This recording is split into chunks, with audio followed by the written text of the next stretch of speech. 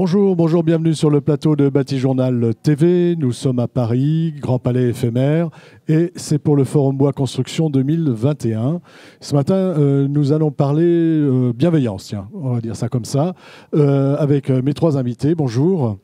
Vous êtes François Delorme. Oui. Bonjour, vous êtes Bonjour. Architecte. Oui. Cruel architecte, c'est ça? Truel, oui. Truel. Ah, ben, j'avais compris Cruel. Non, Truel, comme une truelle. Est-ce que vous pouvez nous présenter l'agence, s'il vous plaît? Bien, je suis associé avec cinq associés. Depuis 1979, on a ouvert le cabinet. On a travaillé principalement dans la réhabilitation des logements sociaux. Puis ensuite, on s'est passionné autour des questions du handicap. Et voilà, et c'est comme ça qu'on a été amené à travailler avec la Croix-Rouge française sur ce projet exceptionnel. Alors, Croix-Rouge française que vous représentez, Marie-Angèle Baffin. Oui. Vous êtes directrice du pôle handicap Croix-Rouge, donc dans le Nord, Oui, tout à fait. département du Nord, à Saint-Jean-Capelle, Oui, tout à fait. là où on a le projet. Oui. Vous pouvez nous présenter rapidement ce pôle dont vous avez la direction? Bien sûr. Donc, à Saint-Jean-Capelle, nous avons un pôle handicap, ce qu'on appelle le pôle handicap 59, qui comporte un foyer de vie, foyer d'accueil médicalisé pour adultes en situation de handicap, un IME, donc Institut médico-éducatif, qui accueille des enfants, adolescents, jeunes adultes entre 0 et 20 ans, aujourd'hui tous atteints de TSA, donc du trouble du spectre de l'autisme. Donc ils sont 40, on a 30 en hébergement et 10 en accueil de jour. D'accord, et on va voir le bâtiment que vous avez fait construire pour eux. Merci. À côté de vous, monsieur Marc Sériès, bonjour. Bonjour. Vous êtes bureau d'études Oui. qui s'appelle Donc Albert et compagnie. Albert et compagnie. Donc est un bureau d'études techniques et généraliste, mais orienté sur les questions de social et d'environnemental. Voilà, donc notre métier consiste en général à monter des équipes et à organiser des projets auprès des architectes dans un but d'écologie maximale et d'empreinte sociale la plus favorable possible. Alors, on va voir justement comment vous avez travaillé ensemble. Quels sont les besoins quand on fait construire? Alors, je sais que vous n'êtes pas le maître d'ouvrage, mais je pense que vous avez participé quand même pas mal. Beaucoup, oui. Quels étaient vos besoins pour un bâtiment comme celui-ci? Qu'est-ce que vous attendez d'un bâtiment comme celui-ci? L'histoire en fait de Saint-Jean-Capelle date de 58, hein, l'ouverture donc d'un premier établissement pour personnes en situation de handicap. Et au fil des années, avec l'évolution de la politique du handicap, on a accueilli des jeunes, des enfants avec des troubles du spectre de l'autisme.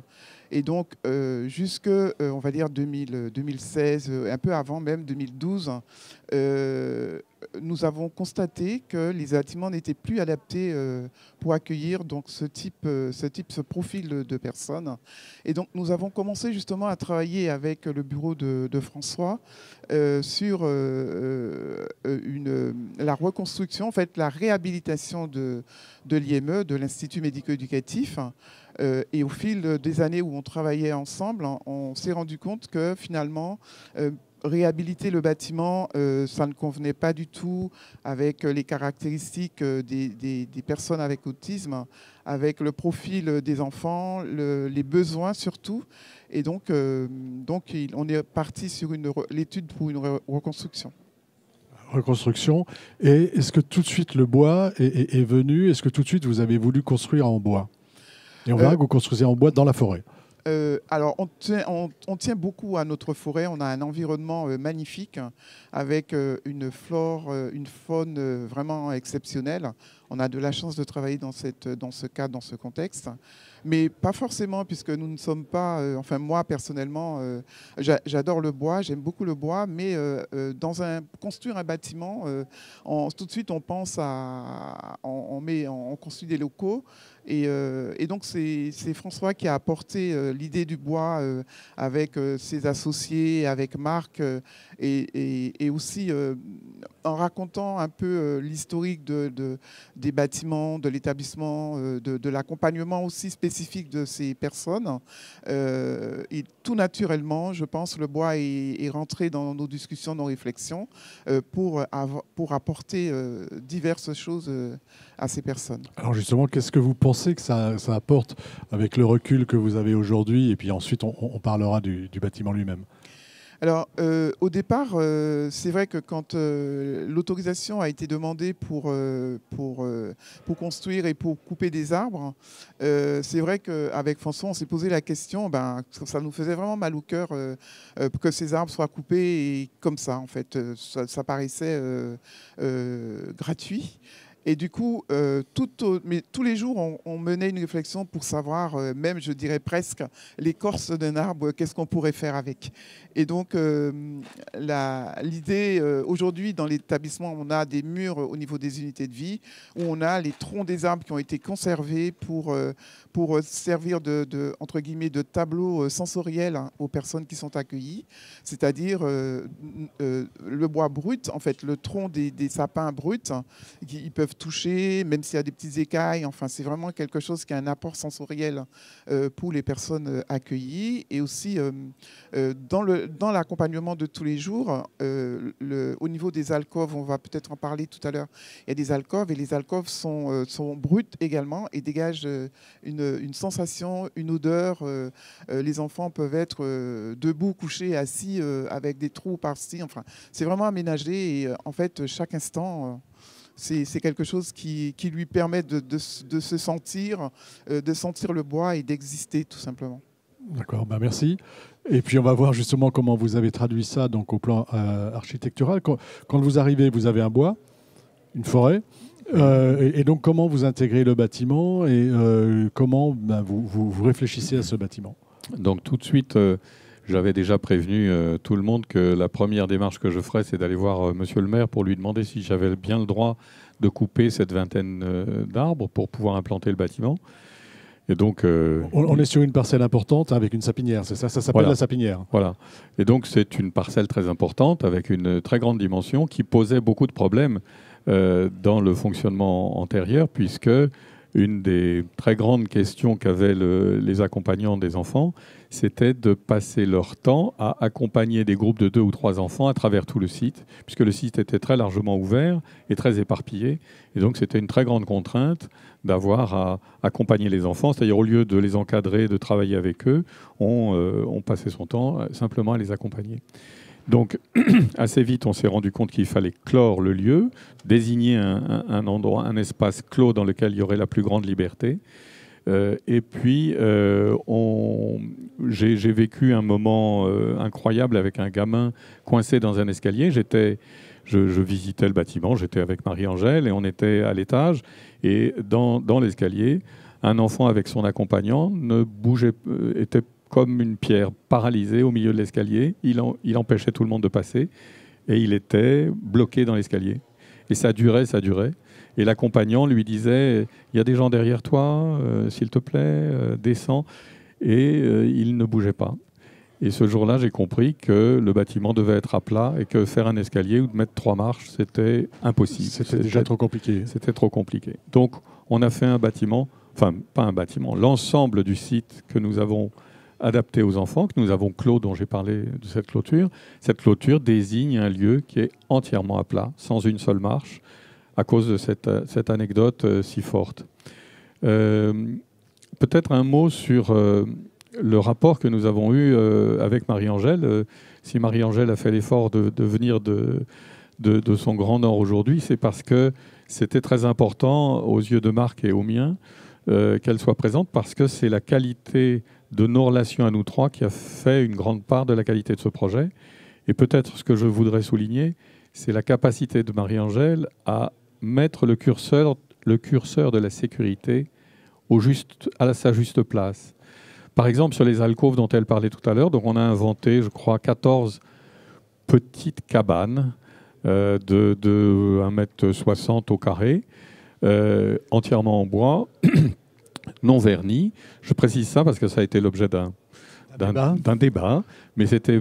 C'est ce qu'on voit à l'image, là. Voilà. C'était à mes yeux très important que ce soit non verni, pour la question de l'odeur, pour la question du prix. C'est que le budget était contraint et que le vernis coûte pratiquement le prix de la cabane si on veut le vernir correctement. Et donc, dépenser cet argent pour enlever l'odeur et donner un aspect sur lequel je ne peux pas intervenir m'a paru pas intéressant. Et Marie-Angèle en était complètement convaincue, à l'image des tables des colliers quand j'étais à l'école. À cette époque, il y avait des tables et les mauvais élèves gravaient la table. Même les bons, des fois. Et donc, j'étais aussi très mauvais élève. Et donc, j'ai passé beaucoup de temps à graver les tables. Et je trouvais ça merveilleux de s'asseoir à une table. Et donc, pourvu que ces alcôves aient des gravures et que les enfants... Voilà, qu'elles vivent. Voilà, absolument. Et effectivement, aujourd'hui, ces alcôves vivent.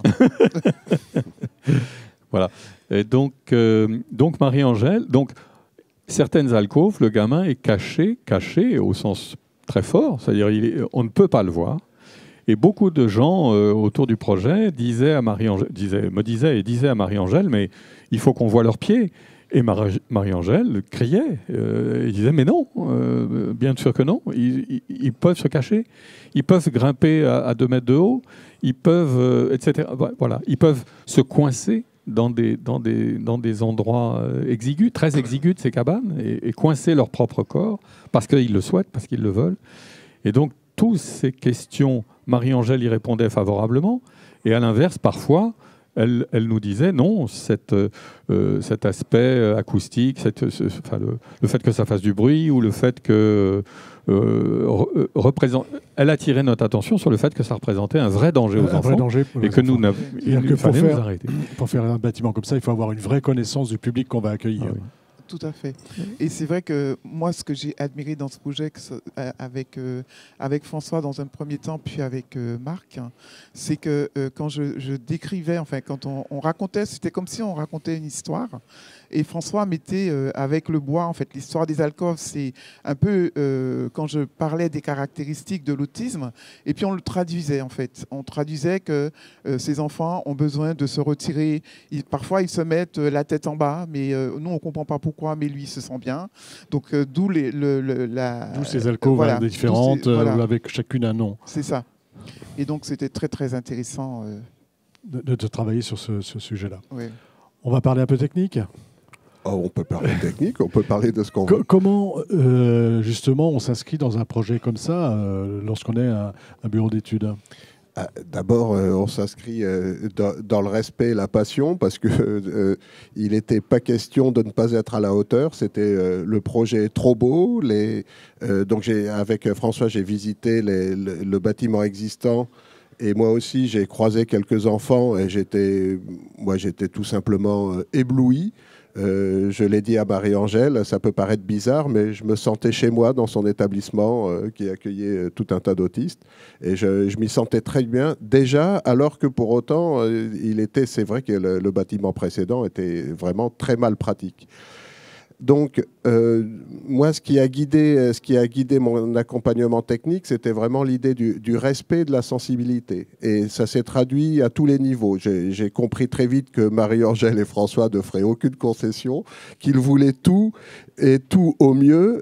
Donc, il fallait que tout soit au mieux aussi de notre côté.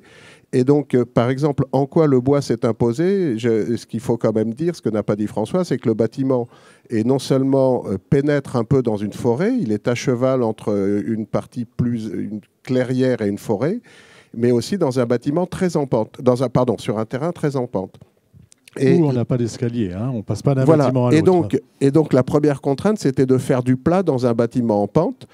Et évidemment, notre âme sensible à tous, c'était de ne pas faire d'énormes terrassements. Ça aurait été un gâchis phénoménal. Et en plus, ça aurait entamé la forêt et les arbres. Et donc, notre idée était tout de suite de faire une sorte de plateau. Et petite anecdote, moi je suis allé même un peu trop loin, ils m'ont poussé trop loin dans mes retranchements, ces deux vilains, à savoir que mon idée, la première proposition que j'ai faite à François, mais c'était vraiment au stade de la pré-esquisse, c'était de faire un plateau qui rentre dans la forêt et qui, au lieu d'être ancré au sol, soit accroché aux arbres. Donc une sorte d'immense cabane dans les arbres. Et donc, j'ai fait d'ailleurs appel aux Compagnons du Devoir, à l'association ouvrière. J'ai été voir quelques compagnons pour leur demander si, à leur connaissance, c'était possible de faire un grand plateau, un grand établissement accroché à plusieurs arbres et accroché et posé aussi au sol. Bon, ils m'ont un peu vite découragé.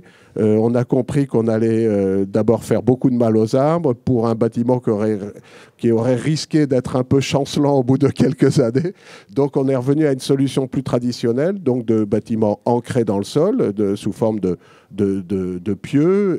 Et alors là, pour le coup, le bois s'est évidemment imposé, puisqu'il fallait tordre le bâtiment autour d'arbres préexistants, de faire des patios et de ne pas entamer les racines des arbres qui restaient là.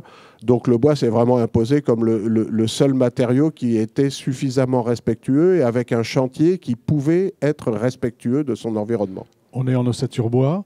Ossature bois, et donc ensuite, on est dans le nord de la France, et donc les parements, eux, ne sont pas en bois. En fait, on ne voit pas le bois de l'extérieur. C'est donc de la brique, de la vraie brique maçonnée. C'est de la brique maçonnée. C'est pas de la plaquette. Non, c'est pas de la plaquette. C'est vraiment de la brique maçonnée qui est posée sur une cornière tout autour.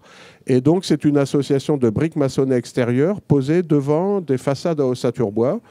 Et donc, c'est donc du bois, du mélèze, et puis évidemment de la laine de bois, puisqu'il n'était pas question de faire de concessions. Donc, on est allé au bout du bout de tous les matériaux. Une chaufferie bois. Et pour finir, quand même, dans la technique assez rigolote et certainement innovante, un puits canadien, parce que peut-être que Marie-Angèle en parlera. Il est important dans les périodes de canicule qu'il fasse quand même frais dans ces établissements.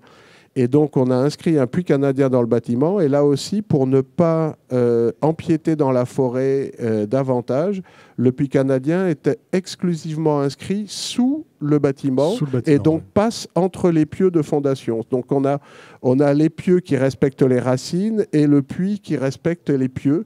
Donc, c'est un enchaînement de... Ce que vous n'avez pas dit, c'est que les pieux sont implantés en fonction d'un relevé racinaire que vous avez réalisé par rapport aux arbres qui sont tout à fait. On a fait sur le terrain. Voilà, dès l'esquisse, dès l'avant-projet, avec François, on a fait faire un relevé des arbres et un relevé phytosanitaire, des arbres qui étaient en bon état, de façon à conserver les arbres en très bon état, de tourner autour, de les laisser dans des patios, de construire autour de certains. Voilà, donc relevé phytosanitaire et géomètre. Et ensuite, des racines. Alors, les racines, on ne les a pas relevées, on les a supposées. Et donc, on a en tout cas implanté les pieux, ce qui nous semblait supposément être hors des racines. On en a esquinté 2-3, mais au final, on n'a tué aucun arbre. Merci. On arrive bientôt à notre fin de petite conférence, de petit échange. Aujourd'hui, on y vit comment dans ce bâtiment? On a vu que les enfants s'étaient appropriés les cabanes. Mais le personnel et vous-même, comment il vit ce bâtiment en bois? Est-ce qu'il s'y sent bien?